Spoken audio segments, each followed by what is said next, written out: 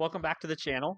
It's been a minute since I made a video, but I am really excited about this project that I just finished up, or at least got to a deployable state, that has sort of spiraled into something that's become very useful and fun to use to facilitate engagement or interaction in my live streams.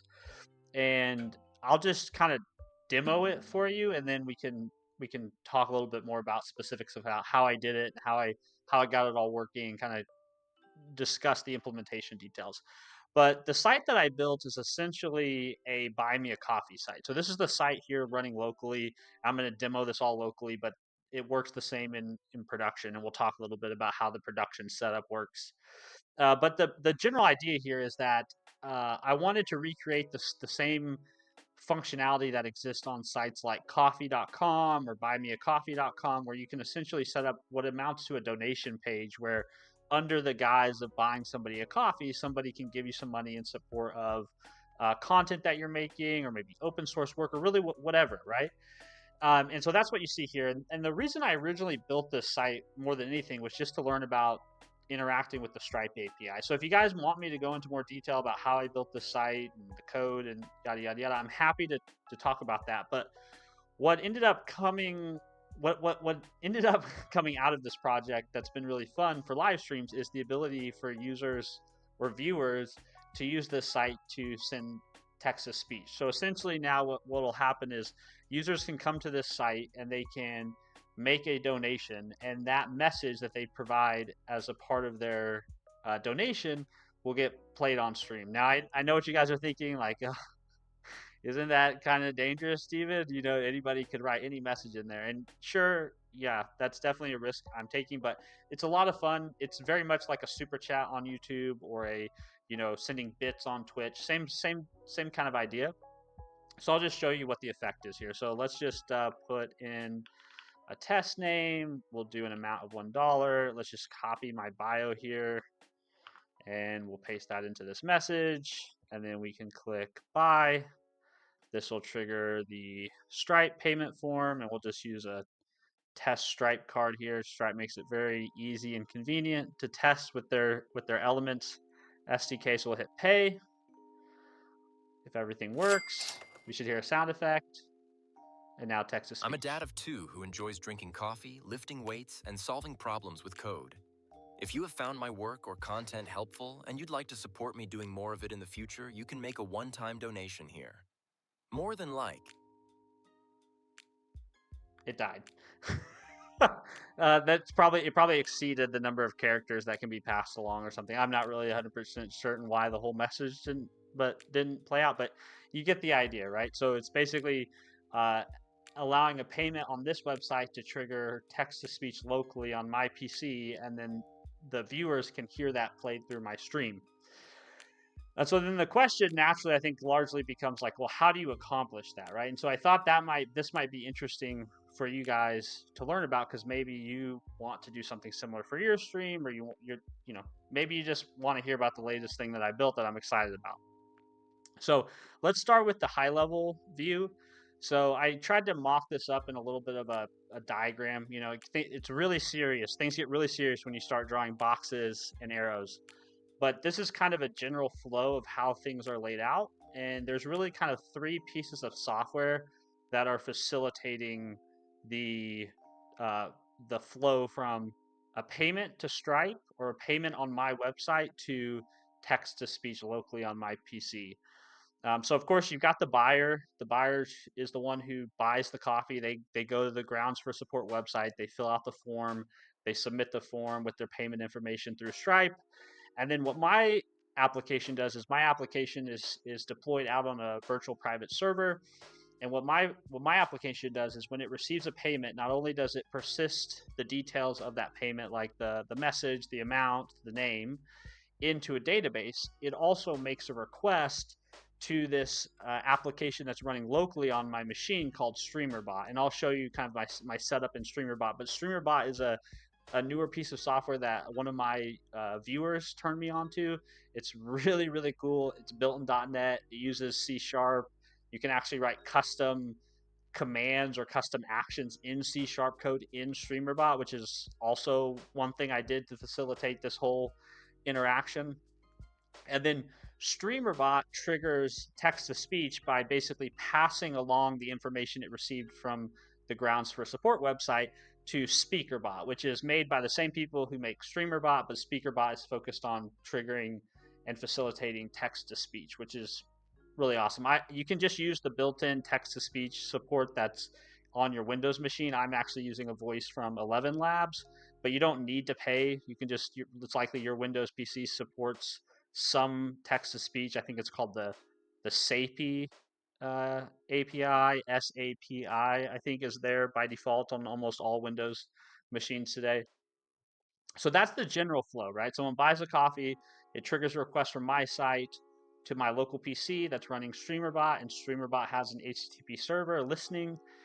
Streamerbot receives that request, and then Streamerbot triggers text to speech in Speakerbot. Now, the one piece I want to touch on here is you're probably thinking, well, okay, so how does your VPS make a request to your local PC? You don't have your PC exposed to the public internet. And the truth is, no, I do not. So the way I'm facilitating this connection is through Tailscale. So Tailscale is a really convenient, really easy way to set up what amounts to basically a VPN between a bunch of devices and sort of a peer-to-peer peer-to-peer connection, essentially, kind of making a mesh network out of your devices. And so I have Tailscale set up on my VPS, and I have Tailscale set up on my PC. And so my VPS can actually make requests and resolve my local PC using an IP address in my Tailscale network. So I basically just allow my Streamerbot HTTP server to listen on a particular IP address and a particular port. I configure my Grounds for Support website to make a request to that IP and that port, and then Streamerbot handles the request. So again, let me just kind of, that's the general flow, but we can dig into the kind of the implementation details now. So in my code, we'll just start with the Grounds for Support application. The code here is really straightforward. I basically just have a .NET minimal API that exposes an endpoint I called it the events endpoint. And all this endpoint does is it just listens for events that are coming from Stripe. So somebody completes a payment, Stripe processes that payment successfully. Stripe then sends my backend an event that says, hey, a payment succeeded. And inside this endpoint handler, all I do is collect that Stripe event. I do some verification, make sure that Stripe event is a type that I want to actually handle, make sure that the Stripe event is signed properly.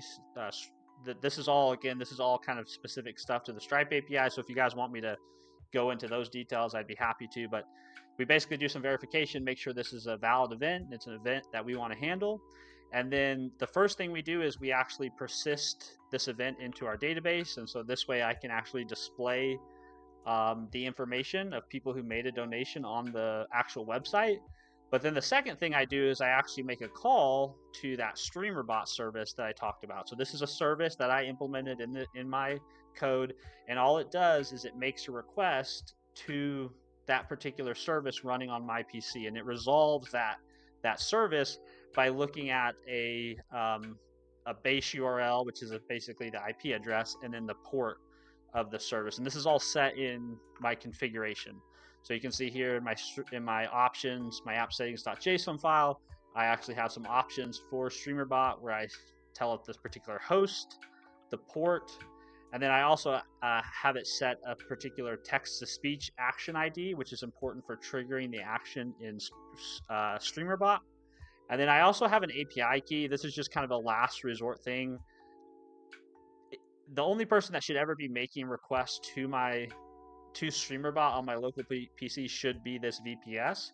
But just in case something funky does happen, there is a secret that Streamerbot checks for in the request to make sure that this is actually a request that came from a source it was intended to come from. So there is a little bit of extra layer of security, if you want to call it, or validation that happens in the actual code and in actual Streamerbot to validate the request, beyond just the fact that both of these machines are on the same Tailscale network. Okay, so going back to the code here, let's go back to the events endpoint. So again, all I'm doing is making a request to trigger that text-to-speech, and it's very simple.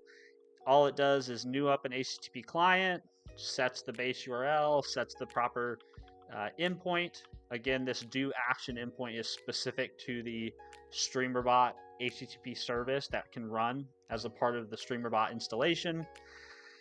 We pass in some information that we want to pass along through our request to Streamerbot and then through to SpeakerBot so that we can actually read the message and display the message on screen, because I actually also display the message on screen when I'm, or not message, but the event on screen when I'm streaming. And then we just return that, we send the request. That's about it. So nothing super fancy here. It's just an HTTP request to a particular endpoint.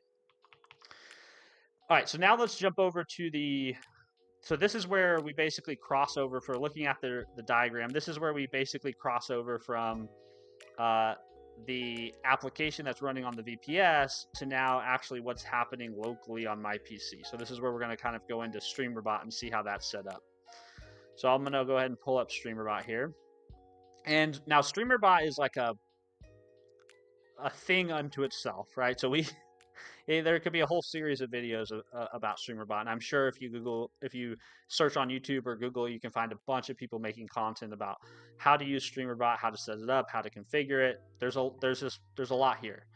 But what you need to know is that in Streamerbot, you can set up an HTTP server. And so when the HTTP server is running, or I shouldn't say you can set up an HTTP server, you can run an HTTP server that basically makes your Streamerbot available through an HTTP server interface. And so now I can make requests to this service that's running locally to trigger things to happen in Streamerbot. So you'll see down here in the logs, I have some logs where that do action endpoint has been hit.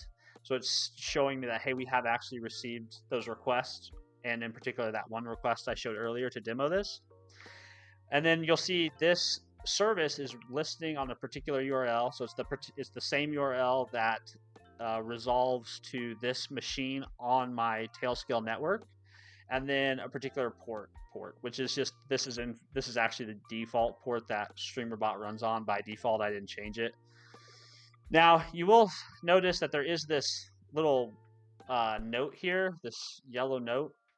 You do have to, if you're actually going to set this up, you do have to basically make a rule in your firewall on your Windows machine to actually allow it to run on a non-standard address. So if you don't want to run it on the local host or the local callback listener, like localhost or 127.0.0.1, you have to actually run a little bit of a netsh command on your machine to expose it. It's not super complicated. It's not a big deal. You just run that command once, and now you can have this available on whatever address that you were wanting it to be available on. Okay, so that's the HTTP server. So this is what now can handle the requests coming in from my Grounds for Support website. And then in my actions, these are like basically the things that Streamerbot can do in response to things. So I defined an action that's called read donation message. And then I have to define a trigger. So a trigger is basically, okay, when should this action run? That's kind of the logic that you're defining. And in this case, the only logic I've defined is just I basically want this to run on any event, right? Any event that's triggered, do this thing. And why that's okay to do is because I have to identify this action, this read donation message action. I have to identify that by a specific ID when I make my request to Streamerbot. Okay, so that goes back to when I was showing you earlier the configuration in my Grounds for Support website. That's why this configuration value is important, because that ID that I set there needs to match the ID of the action in Streamerbot that I want to trigger. So really only a request to the HTTP server should ever trigger this action, which is why I just put any old event can be the trigger. because I only ever intend a specific request coming from an application that I deployed, right, and told to call that HTTP server. And that's the only application that can actually reach the server. So that's why I set it up so simple or simplistically. And then the last thing that happens is we run all these sub actions. And I get that it's kind of hard to see this stuff because it's behind my head. But there's basically a list of actions that Streamerbot then takes to actually pass the message to Speakerbot, which is again another application that's running on my machine locally, to actually do the text to speech. The thing I want to point out here in the sub actions is this first action called execute code, because this is a pretty cool feature of Streamerbot. Is I can actually define C# code in here that I can run in response to the action. And you'll see the only thing I'm doing in this code is I'm making sure that the API key that I expect is given as a part of the request, right? So when I receive that request in through the HTTP server, I can actually access the arguments that are in that request, and I can say, okay, give me the API key value that was sent in the request, and make sure that the API key that I received is the expected API key. Now, don't get all crazy that I'm leaking secrets here. This is all just for local development, so this secret's not really a secret. You can't use it to do anything. But this is just, again, another layer of validation that I added just in case, for whatever reason, somehow somebody is able to get into the Tailscale network and wants to start doing some funny stuff with my text-to-speech. They'd still have to be able to basically make a valid request to my Streamerbot service running on my machine, but they'd also have to have the right API key to trigger the action. So if this isn't valid, then the rest of the actions that follow it won't happen. And the last thing is then once the arguments get passed through Streamerbot, we will call this action here that's called speakerbot.speak, which basically says, okay, now pass the message that you received to Speakerbot. And Speakerbot is just, again, it's another little application here that allows you to set up different voice aliases and have them speak. So you can see, like, I can have it say, let's just do test speaker. This is a test message. See, so that's all it does. Just this is another service that's listening. Streamerbot can connect to this service over a WebSocket and exchange information and trigger different events. And so that's how I get the actual voice to play, is with this software. All right, I know this is a little bit longer of a video, and it also doesn't have a ton to do necessarily with programming or coding, but this was a really fun project to set up and get working, and I was really excited about it, and it's been a lot of fun to see people use it on stream. And I think it's another great illustration of why being able to program and code and being able to hack together disparate pieces of software into interesting and useful solutions for your own needs is just a shit ton of fun. So again, just kind of going back to the bigger picture here, this is, again, the general flow. And if there's anything in here that you'd like me to touch on more, you have questions about, please just leave a comment. I always try to get back to everybody, so I'd be happy to answer any questions you have or go deeper on anything. But I hope you enjoyed this. I hope it was helpful. I hope it was interesting and fun, and I hope my excitement about it came through in the video. So with that being said, I hope you guys are having a great day. I hope you have a wonderful tomorrow, and I'll see you guys in the next video. Bye.